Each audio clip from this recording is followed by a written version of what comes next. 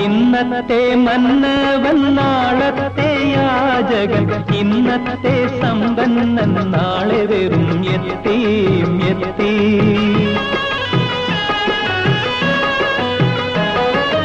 ഇന്നത്തെ പൂമേട് നാളത്തെ പുൽക്കുടി, ഇന്നത്തെ മർദീതൻ നാളത്തെ സുൽത്താൻ. അല്ലാഹുവിൻ കാരുണ്യമില്ലെങ്കിൽ ഭൂമി എല്ലാരും യതീമുകൾ യതീമുകൾ.